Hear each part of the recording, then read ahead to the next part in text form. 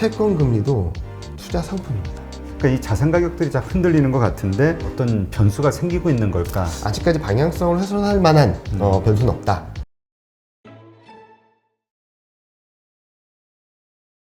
오늘은 대신증권 투자전략팀장 이경민 팀장님을 모셨습니다. 안녕하세요. 네, 안녕하십니까. 네. 사실 며칠 전까지만 해도 계속 이제 그 10년물 미 국채 금리 이게 막 빠르게 올라가면서 1.75까지 찍으면서 뭐 나스닥 시장이 약간 패닉 같은 그런 상황에 빠졌었는데 뭐 다행히 지난번 보니까 이제 좀 그러니까 좀 내리는 상황이 된 것 같아요. 근데 그럼에도 불구하고 갑자기 또 유럽에서의 그 코로나19에 대한 우려 때문에 나스닥이 하락을 했죠. 그래서 갑자기 코로나는 이제 백신이 나오면서 좀 해결된 뭐 과거 이슈 아니야? 이런 생각을 했었는데 이게 또 어떻게 돌아가는 걸까? 예. 궁금해지더라고요.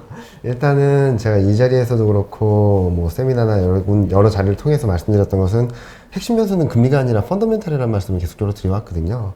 금리가 2%로 가든 3%로 가든 경제가 좋으면은 시간을 두고 용인이 될 수 있는 상황이 될 거고 오히려 긍정적인 선순환 사이클이 형성될 수 있다는 말씀을 드렸는데요.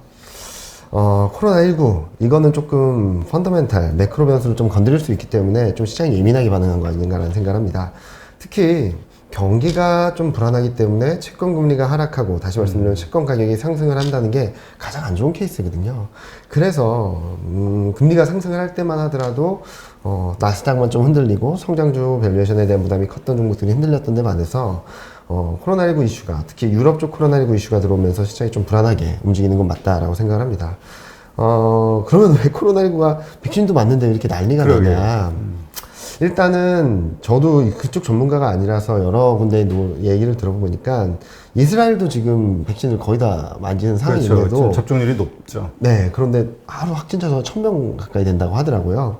봤더니 젊은 사람들 위주로 조금은 느슨해진 마인드 그리고 백신을 맞았으니까 우린 괜찮지 않을까 라고 하면서 좀 사회활동이 야외활동이 많아진 것들 유럽도 좀 그런 조짐이 있었습니다. 2월 말 3월 초만 하더라도 유럽 대륙에서의 확진자 수가 한 10만 8천 명밖에 안 됐었거든요. 밖에라고 하면 말하기 좀 그렇던데 30만 명까지 갔던 게 10만 8천 명까지 떨어졌었어요. 그런데 3월 초부터 독일, 이탈리아, 영국이 봉쇄 조치는 유지하는 가운데 일부 봉쇄 조치들을 조금씩 완화했거든요.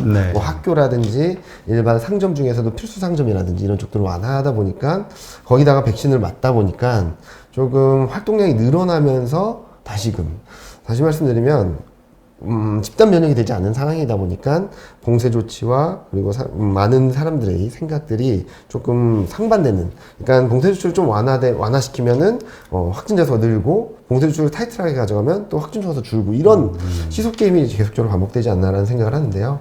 일단은 제가 가장 불안하게 봤던 변수는 맞습니다. 유럽 쪽 변수가 불거지면 불안한 이유는 글로벌 전반적인 경기에 대한 불안감들도 자극할 수 있겠지만 무엇보다도 외환시장 변수도 됐거든요. 유럽 쪽 경기 불안이 커지면은 유로는 약세, 달러는 강세로 갈 수밖에 없기 때문에 이런 변수들이 복합적으로 작용을 하면서 금융시장의 전반적인 투자 심리 위축으로 이어지는 것이 아닌가라는 생각을 하고 있습니다. 네. 일단 왜 그 달러가 강세가 되면 글로벌 경제에 이렇게 좀 악영향이 있을 거라고 보시나요? 일단은 달러가 강하다라는 의미는 여러 가지 해석이 가능하겠지만 안전자산 선호 심리가 좀 일정 부분 있다라고 생각을 하고 있고요. 그리고 한국 같은 경우는 달러가 강세로 가고 원화가 약세로 가게 되면 수출 경쟁력이 좋아질 수도 있다라고 말씀드릴 수 있겠지만 그거는 전반적으로는 글로벌 유동성 흐름이나 이런 점을 봤을 때는 달러 쪽으로 자금이 이동을 할 수밖에 없는 환경을 만들어준다든지 아니면은 그러니까 다들 좋은 상황에서 달러가 강하다면 크게 문제가 없을 것 같습니다. 그런데 유럽이 불안하다. 그로 인해서 글로벌 전반적인 경기 흐름들이 조금 불안해진다. 그로 인해서 달러가 강해진다는 의미는 좋지 않은 달러 강세이기 때문에 시장이 좀 불안해지는 거다라고 생각을 하고 있고요. 그리고 지금 보면은 미국 쪽 경기는 좋을 거라고 전망을 하고 있습니다. 뭐 이번에 6.5%까지 확 올렸죠. 3개월 만에. 네, 3개월 만에 6.5%를 올렸고 골드만삭스는 8%를 얘기를 하고 있고 일부 애널리스트들이나 전문가들은 중국보다 경제 성장률이 좋을 수 있다는 얘기까지 할 정도로 미국 굉장히 좋은데 유럽이 불안하다라고 한다면 여러 가지 글로벌 밸류 체인에 있어서 중요한 축이 흔들릴 수 있다는 부분들 때문에 시장이 경기 불안, 외환 시장의 변동성 확대, 달러 강세 이런 흐름들이 좀 시장의 불안 요인이 될 수 있고요. 증시 측면에서는 달러가 강해지고 원화가 약해지면 외국인 수급에는 좀 부정적인 영향을 줄 수밖에 없다라고 볼 수 있겠죠. 그렇죠. 일단 우리가 외국인이 투자를 할 때 우리나라만 보더라도 우리가 원화 강세여야 외국 네, 투자가 맞습니다. 들어오고 네. 달러가 강세가 되면 돈이 그쪽으로 빠져나가는 네, 거죠. 네, 네, 맞습니다. 그러니까 빠져나간다는 건 이쪽 자산을 판다는 얘기니까 예, 그런 수급에서의 또 문제가 영향력이 있겠네요. 있을 겁니다. 하여튼 이런 것들이 기본적인 문제인데 근데 이제 우려하는 건 말씀하신 대로 기본적인 어떤 그 우리의 관리의 문제라면 백신이 뭐 정말 100% 가까이 맞게 되면은 괜찮아지겠지라는 네. 안심을 할 수 있는데 일각에서 나오고 있는 건 변이 네. 바이러스에 대한 우려인 것 같아요. 네. 지금 이게 통하지 않는다. 네. 예, 백신이. 변이 바이러스는 좀 봐야 되는 건 맞아요. 근데 변이 바이러스 이슈는 작년 12월부터 계속 좀 나왔거든요. 그렇죠. 영국에서부터. 네, 영국에서 나왔고, 뭐 남아공에서 나오고, 브라질에서 나오고 막 그랬는데, 일단 지금 흐름들을 본다면은 백신 접종자 수가 전 세계적으로 4억 5천만 명이거든요. 그래서 변이 바이러스에 대한 문제들은 계속적으로 주목하고 관심을 가져봐야 되겠지만, 변이 바이러스가 또 다른 확산으로 이어질지는 아직까지는 그렇게 이렇게 갈 거다라고 자신하기 좀 어렵다라고 말씀드리고 있고요. 또 하나는 미국입니다. 미국은 아직까지는 좀 안정적인 모습을 보여주고 있어요. 미국도 지금 1억 명을 넘게 접종을 받고 있는 상황이고 바이든 대통령이 취임한 이후에는 방역 대책을 좀 강화하다 보니까 한때는 미국이 너무 많은 사람들이 나와서 난리가 났었는데 지금은 6만 명에서 5만 명 정도까지 레벨이 조금 떨어진 상황이라서 유럽 쪽의 문제들은 서로 이동을 좀 많이 한다라는 것들 그리고 뭐 한국과는 좀 달리 사람들이 마스크라든지 이런 데에 대한 부정적인 인식들이 굉장히 강하다 보니까 개인주의가 거의 강하죠.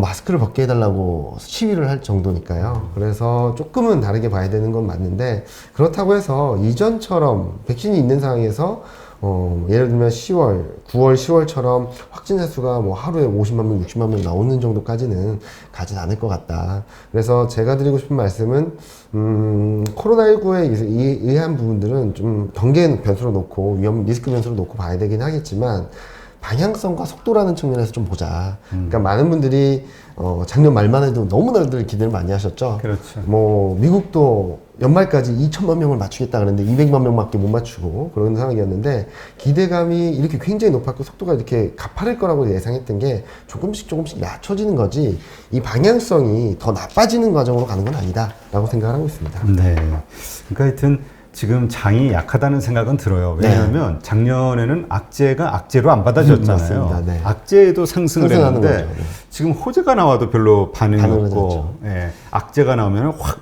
반응이 네. 되고 지금 그 백신 그 문제 때문인지 지난밤에 또 보면은 그 유가도 WTI 네. 유가도 확 급락을 했잖아요. 네. 환율 이런 게 불안해지고 그러니까 이 자산 가격들이 쫙 흔들리는 것 같은데 일단 우리가 이걸 일시적인 걸로 좀 봐야 될까요? 아니면은 추세적으로 뭔가 이상한 어떤 변수가 생기고 있는 걸까? 이게 기본적인 네. 의심인 것 같아요. 저도 요 며칠 그런 질문을 굉장히 많이 받고 있거든요. 뭐 매니저분들하고 통화하면서도 그런 질문을 많이 받는데 제가 컴팩트하게 말씀을 드리면 지금 현재 방향성을 흔드는 건지 아니면 속도를 좀 영향을 주는 건지 그런 부분들을 생각을 해본다면 아직까지 방향성을 훼손할 만한 변수는 없다. 두 번째로는 모멘텀이나 터닝 포인트 그리고 속도 측면에서는 좀 교란 요인이 커졌다. 리스크 변수가 커졌다라고 말씀드려서 방향성 투자하시는 분들한테는 좀 타이밍이 늦춰지고 조금 흔들릴 수는 있겠지만 비중확대 기회가 될 것이고 모멘텀 투자를 하시거나 아니면은 단기 투자를 하시는 분들한테는 조금은 리스크 관리를 해야 되는 이유가 많아졌다라는 말씀을 드리고 있어요. 무슨 말씀을 드리냐면 지금 코로나19 재확산 우려, 그리고 그로 인한 금융시장 변동성 확대는 솔직히 말씀드리면 유가는 너무나도 단기간에 급등을 했던 상황이다 보니까 여기에 수요 회복 기대가 좀 붙어 있었다 보니까 좀 많이 빠진 거라고 생각을 하고 있고요. 그리고 다우랑 나스닥, 미국 증시 같은 경우도 마찬가지죠. 그동안 뭐 여러 가지 변수들이 있었긴 했지만 기대감에 의해서 경기부양정책 기대감이라든지 이런 것들로 인해서 사상 최고 증진을 했던 데 따라서 되돌린 과정이다라고 생각을 하고 있고요. 그렇다고 해서 경기 흐름이나 기업 이익 모멘텀이나 이런 것들이 꺾였냐? 아직은 아닌 것 같습니다. 미국 GDP 성장률 전망도 뭐 앞서 말씀하셨던 것처럼 FMC 회의에서도 상향 조정을 했고 글로벌 전반적인 평균치를 본다 하더라도 5.6%까지 상향 조정되고 있거든요. 이게 미국에 국한되는 게 아니라 한국, 중국, 글로벌 전반적으로 확산되고 있는 상황이라서 경기 회복세, 회복의 방향성에 대한 문제는 아니다라고 생각을 하고 있고요. 기업 이익도 마찬가지입니다. 지금 글로벌 전반적으로 보면 올해 이익 모멘텀이 한 25%, 29% 정도 나오고 미국은 25%, 한국은 54%. 어마어마하게 좋거든요. 물론 작년에 기저효과에 의한 거라고는 볼 수 있겠지만 그 작년에 기저효과를 극복할 정도의 모멘텀이 들어오는 2021년이라는 그림 자체는 흔들린 건 아니에요. 그런데 턴어라운드 시점 그리고 회복 시점 상승 반전의 시점이 언제냐라는 부분에 있어서는 조금 늦춰질 수 있다라는 생각을 하고 있어서 저는 당초 생각했던 게 3월 FOMC 회의를 지나면서 좀 안정을 찾고 금리가 하향 안정세를 보이면은 조금은 우상향하는 그림들을 만들어줄 수 있지 않을까라는 생각을 했었는데 좀 그 시점이 늦춰지는 것이 아닌가라는 생각을 하고 있고요. 그렇다고 해서 지금 팔아야 될 조정이냐? 아직까지는 그렇게 보진 않는다라는 말씀을 드리고 있고 무엇보다도 이익 전망치가 계속적으로 상향 조정되고 있거든요. 아까도 이 자리 오면서 몇몇 매니저분들하고 통화할 때도 2021년 영업이익이 185조로 집계되고 있고 우리의 상장사? 예. 그리고 순이익이 130조라고 말씀을 드렸더니 깜짝 놀라시더라고요. 왜냐면은 올해 초만 하더라도 110조, 115조 순이익 기준으로요. 그 정도가 컨센서스였는데 언제 그렇게 올라왔냐고 많이 물어보시더라고요.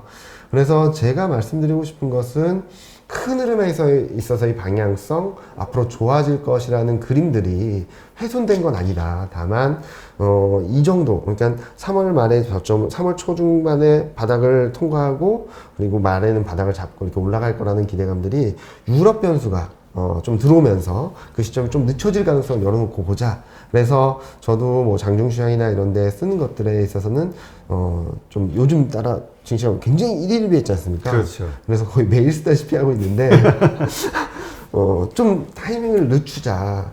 반등을 한다고 해서 따라갈 시점은 절대 아니고 변동성이 커질 때마다 조금씩 잡는 건 괜찮은데 이 변동성 레인지를 기존에는 3,000선을 다 뒀다면 지금은 2,900이나 2,850 정도까지 하단을 열어놓고 밴드를 설정할 때도 예전에는 뭐 20포인트 밴드로 설정했다면 30이나 40포인트로 이렇게 좀 밴드를 넓혀서 좀 여유 있게 대응을 하자라는 말씀을 드리고 있습니다. 네.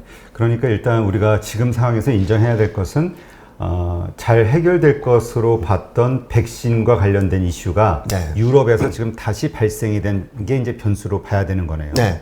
그러게 그동안에는 제가 금리는 크게 이슈로 삼지 않아도 된다라고 말씀드렸던 이유는 경기가 좋기 때문이다라는 말씀을 드렸거든요. 근데 지금 유럽발 변수가 들어왔다라고 해서 경기가 꺾였다라고 말씀드린 게 아니라 유럽이 지금 경기 회복에 있어서 가장 더디거든요. 그렇죠. 네, 더딘 상황에서 지금 이 속도가 더 늦춰지게 된다면 시장에서는 경기 회복 속도에 대한 논란이 조금은 들어올 수 있다 정도로 이해를 해주시면 될 것 같습니다. 네. 그럼 뭐 지금 뭐 독일과 네덜란드는 4월 말까지 봉쇄 네. 조치를 연장하고 영국은 뭐 해외 여행자 6월 전까지 하면은 뭐 벌금 800만 원 가까이 벌금을 네, 내게. 네. 와, 유럽에서 이런 조치는 엄청난 게 개인의 자유를 제한하는 그쵸. 조치는 엄청난 거거든요. 그리고 독일은 아마 4월 1일부터 5일까지 전면 봉쇄를 한다고 했거든요. 왜냐면은 지금 독일이 그나마 좀 안정적이었는데 최근 들어서 10,000명을 다시 계속 넘고 있어요.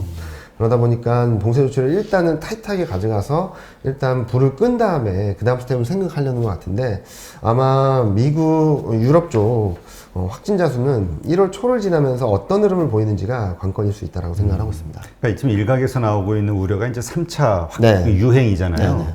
3차 유행까지 보기에는 좀 이건 일시적인 현상으로 봐야 될까요? 아직까지는 일시적인 현상으로 보고 있고요. 그리고 좀 봐야 될 것은 아직까지 확진자 수가 늘어난다라고 해서 작년 12월 1월 달에 나왔던 확진자 수 레벨까지는 아직 안 갔거든요. 그리고 또 하나 눈여겨볼 부분 중에 하나는 영국입니다. 영국이 지금 코로나19 백신 접종 속도가 좀 빠르고요. 유럽 내에서도.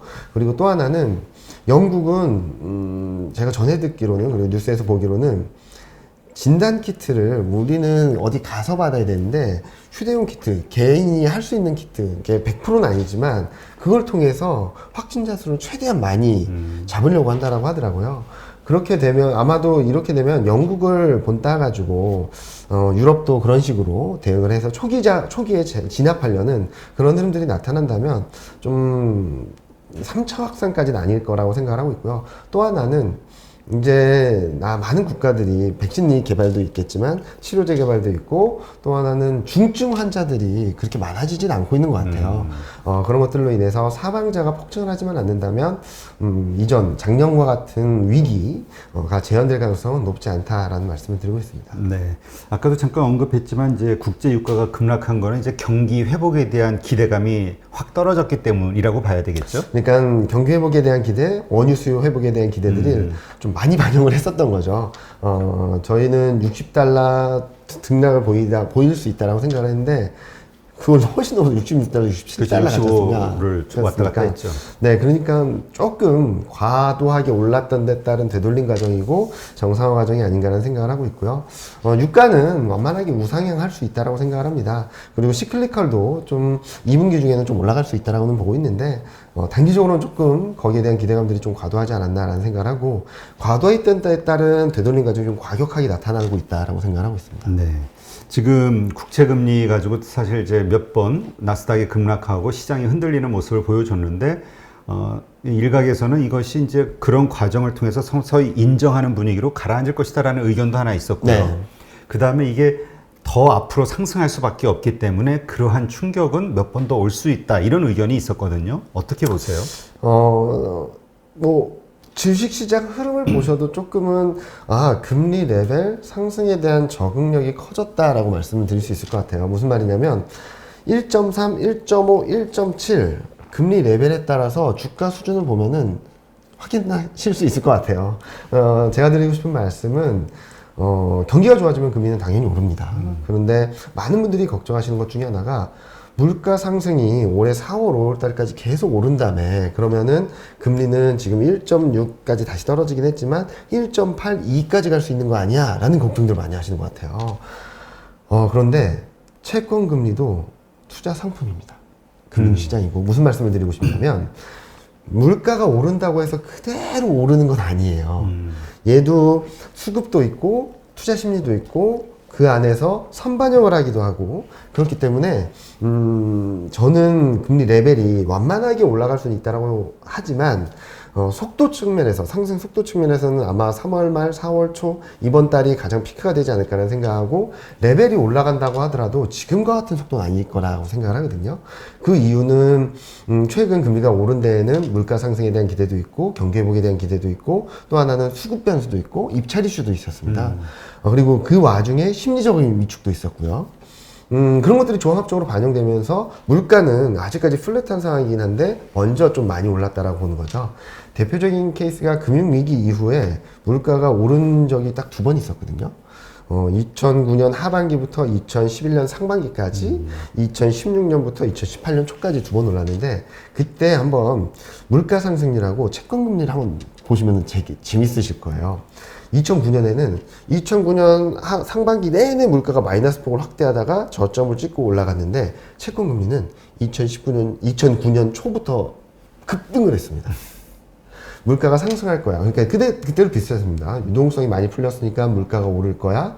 통화정책은 지금 이제 안정이 되면은 좀 긴축으로 갈 거야. 걱정을 했던 거죠. 근데 연준에서는 QE1, QE2 이런 유동성 공급 대책을 추가적으로 발표를 하면서 오히려 물가는 이렇게 쭉 마이너스로 갔다 폭등을 하는데 채권금리는 하락을 했거든요.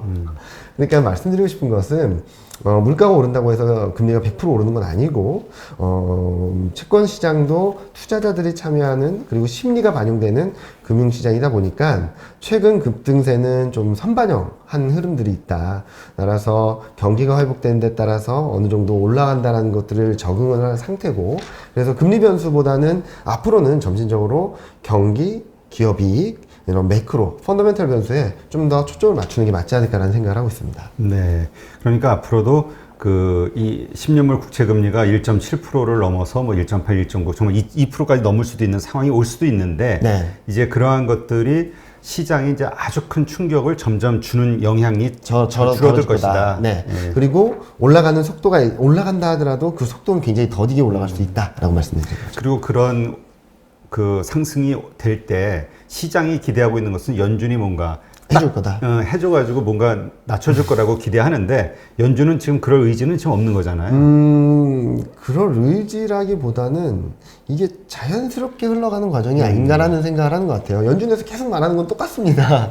경기가 좋아지면 금리는 오른다. 그리고 우리가 유동성 공급 대책을 안 피는 게 아니라 하고 있다. 하고 있는데 지금은 금융시장이 안정돼 있고 주식시장도 안정돼 있고 그렇기 때문에 채권 금리 하나만 놓고 우리가 유동성 정책을 펼치는 건 아니다라는 말을 계속 주식시장만 보고 할 수는 없는 거예요. 네. 근데 재밌는 것은 채권을 많이 사줄 것 같아요. 무슨 말이냐면 1분기 때 채권을 왜 이렇게 많이 안 샀냐라는 논란이 있었습니다. 네. 그렇게 많이 안 사줬기 때문에 1.9조 달러의 경기 부양 정책을 하면 채권 발행을 많이 할 거고 그러면은 공급 문제가 생겨가지고 채권 금리가 더 급등을 하고 연준의 스탠스는 더 애매모호해진다. 그런 얘기들이 있었는데 재밌는 것은 채권 발행을 안 했기 때문에 많이 못 사준 거거든요, 연준이. 근데 채권 발행을 많이 하면 많이 사줄 거고요. 그리고 최근 3월 중순 이후에 1.9조 달러 경기부양 정책이 시작되면서부터는 국채 발행이 조금씩 늘어나고 있고요. 그에 발맞춰서 연준도 채권 매입 규모를 늘려가고 있습니다. 여기서 채권은 신규 발행되는 국채를 매수해준다는 네, 얘기죠. 계속적으로 사주고 있습니다. 예전에는 이제 주로 해외 중앙은행들이 많이 사줬는데 네. 그 수요가 줄면서 이제 걱정이 된 거잖아요. 걱정이 된 거죠. 이 유찰이 될까봐. 네. 뭐 그렇게 되면 끼치는 뭐 영향, 환율서부터 영향이 파급효과들이 커지니까. 크니까. 근데 이제 연준이 다시 그렇게 대줄 것이다. 네. 계속. 그리고 또 하나는 3월 달에 그 미국채 매입을 하는 큰 손 중에 하나가 일본이었는데 일본 결산이 3월입니다. 그래가지고 결산을 앞두고서는 신규 포지션을 잡지 않으려는 움직임들 때문도 있어가지고 여러 가지 변수들을 감안해 봤을 때는 수급 부담, 공급 부담은 좀 일시적이지 않았나라는 생각을 하고 있습니다. 네. 일단 지금 현재 우리가 악재라고 생각하는 그 몇 가지 요소들에 대해서 한번 이렇게 살펴봤고요. 일단은 요게 좀 현재 시점으로는 좀 일시적인 네. 그리고 금리와 관련해서도 좀 이제 우리가 익숙해져가는 하나의 적응해가는. 과정. 이게 아마 우리가 이것도 있을 것 같아요. 예전에 보면은 트럼프가 이 정도만 되면 트럼프 대통령은 뭐 알려주잖아요. 맞습니다. 뭐 하냐 주가가 네, 맞습니다. 부양해라. 맞습니다. 우리가 거기다가 뭔가 주가가 조금만 흔들리면 연준이 자꾸 뭔가 해주기를 해줄 것 바라는 같은데. 마음이 생겨서 그런 게 아닐까라는 생각도 들긴 하네요. 네.